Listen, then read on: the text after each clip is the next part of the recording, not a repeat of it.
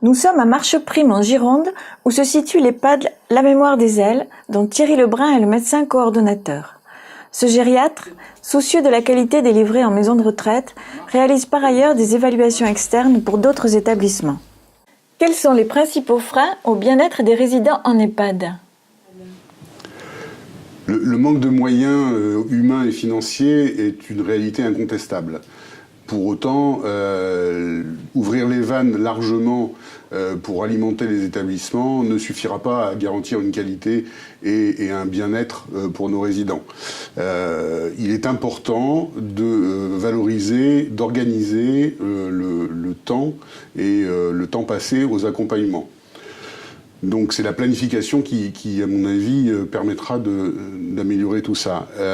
En second lieu, nous accueillons désormais des résidents de plus en plus dépendants et de plus en plus malades, ce qui a abouti ces dernières années à une prépondérance du soin qui va un peu à l'encontre de l'approche humaniste et holistique qui doit normalement prévaloir dans nos établissements.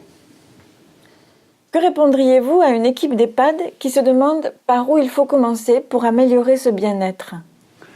Il faut commencer par acheter mon livre et le mettre à disposition de tous les professionnels de l'établissement. Plus sérieusement, je pense qu'on peut accompagner quelqu'un uniquement si on le connaît parfaitement, si on connaît ses besoins, ses attentes. Je prends l'exemple de Madame Durand, qui a l'habitude de regarder la télévision jusqu'à minuit, minuit et demi. Il est important qu'on lui donne les moyens dans l'établissement de regarder sa télévision jusqu'à l'heure qu'elle désire. Et si elle ne sait plus se servir de la télécommande, il va falloir trouver un moyen de lui mettre à disposition une télécommande adaptée ou alors de passer et de lui régler sa télévision. Vous dites que la démarche qualité améliore aussi le bien-être des professionnels. De quelle façon ? Améliorer la qualité des soins, on a pu le vérifier dans l'établissement où je travaille, permet de redonner du sens au travail et d'améliorer la qualité de vie au travail des professionnels, des accompagnants professionnels.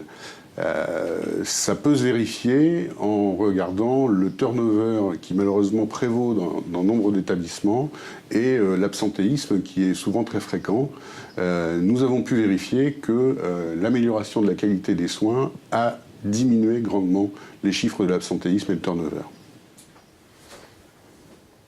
Pour aller plus loin, découvrez le livre de Thierry Lebrun sur notre site édition-lecoudrier.fr.